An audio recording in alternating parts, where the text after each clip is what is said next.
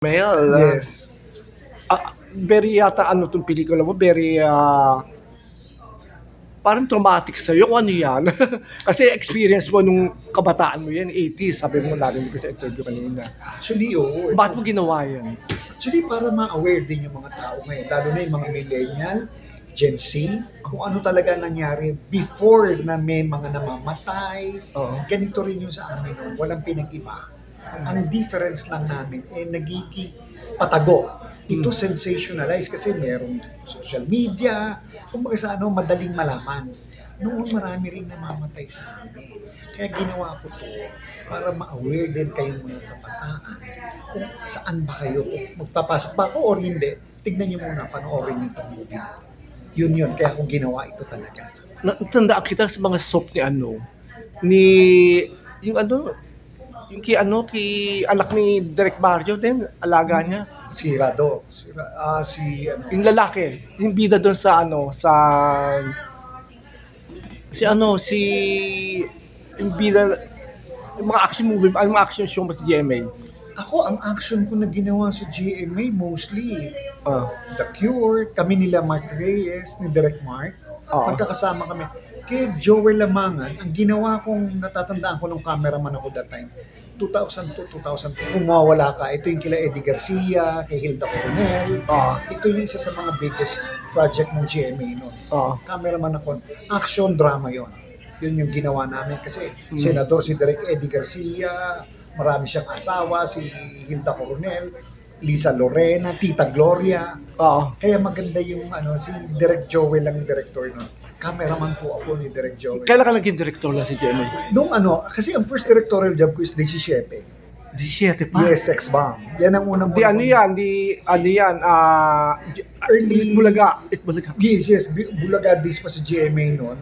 Inuwa ko ni si Mike. Uy, sige, uy. Diyan, thank you. Tawagin tayo. Thank you.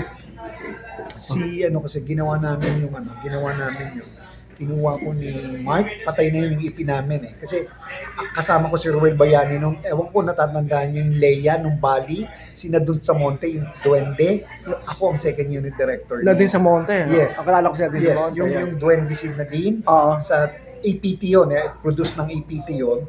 Ako ang si Direct Ruel Bayani, ako ang second unit niya. Tapos nung nakita ko ni Mark yung EP namin, pakilala kita kay Miss Joy Cancio. So, pinakilala niya ako. Pinag-direct ako ng 17. Ang ganda naman, ganda nun. Yes. Maaga na papack. So, yun na, ginawa kong mainstay. Kaya lang, at that time, parang inano na ako ng GMA. Nabsob ka? Meron na ako soap kay Direk Chris Adalia, kay Direk Mac Alejandre, binigay na niya ako. Hanggang sa nawala ako sa GMA, hindi ko alam kung bakit, kinuha ko ng ABS, magkakasama kami, ginawa namin yung Pinoy Big Brother. Director na rin ako noon. Ginawa namin yung Pinoy Big Brother, kami nila,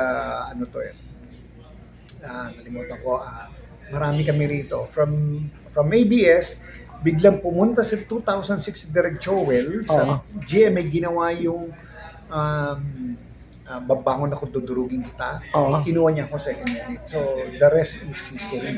So, doon na, dire-diretso na ako mag-second unit. Di muna ako ni Direct Joel, tapos brief lang yun, tapos sandali lang yun, tapos naging second unit na niya. Hanggang sa, yun na, Lamangan. Kasi kay Direct Mario, kasama ko siya sa Love Notes. Ako ang cameraman ni Direct Mario. Kaya lang nga, nagpaalam ako kay Direct Mario, sabi ko, Direct, mabagal ka, inuumaga ka. Hindi ko kaya ang puyatan. Sabi ko sa kanya, pasensya ka na, pinaka-favorite love kita, Direk, pero papapalit ako. Pumasok yung isang cameraman, pinasok siya. So, nawala ako sa love notes. From that, hindi na kami nagkita ni Direk Mario, parang hi-hi na lang. Pag nandun sa magkatabi location namin, pupunta ako, mag-hi lang ako kay Direk. Yun lang, doon lang. Tapos hanggang sa, nabalita ako, namatay na siya. Love ko yun. Naku, love ko rin yun. Yeah, I know. Pero 15 times yata ako punta ng Bohol. Kasi may event siya, kasama niya ako. Oo. Pero alam mo ba kung bakit ako napunta kay Direk Joel? Oo. Kay Ishmael Bernal. Ang galing pareho mo. Yes. Parang magagaling na punta mo direct to. Hindi ko makikilala si Direk Joel kung walang Direk Ishma. Kasi si Ishma ang nagpakilala sa akin. May influence sa directing mo yung mga yan. Yes, sobra. Si Direk Mario, ano influence niyo? Yes. Malaki Oo. Malaki. Yung detail, kay Direk Mario ko nakuha yun. Oo. Yung drama at bilis kay Direk Joel. Kaya yan yung mga teacher ko. Kay Direk Ishma, natutunan ko yan yung mga anggulo niyan, iba-ibang klase na out of this world. Ito gusto ko. Nagkukwento yung anggulo kay Direk Ishma yun. Wow. Kaya, from there, pinagsama-sama ko yung natutunan. Napapanood yung sobrang si GMA, mga gaganda eh. Ayun, yun. Lalo yung mga action mo. Yung lolong ako. Yung lolong. Yes. Yung bida ng lolong si Ruru Madrid. yung alaga ko yun noon. Yan. Simula pa lang. Yan. Susulat ko na yan. Si Ruru, nakatrabaho ko siya nung unang-una, parowa. Buhay pa si Kuya Germs. Oo. Si Kuya Germs yung ano nun eh. Oo. Si Ruru, first time niya, si Ruru tsaka si Bianca Umali, mga bago pa lang sila. Hanggang sa binigyan ng break si hindi nga binigyan ng, nagkaroon ng bagong show si Bianca, yung Magic Palayok. Oo. Pero hindi pa siya yung star noon, parang ate-ate lang si Bianca. Hanggang sa yun na, hindi ko in-expect na makatrabaho ko sila at sisikat silang talagang to. Oo.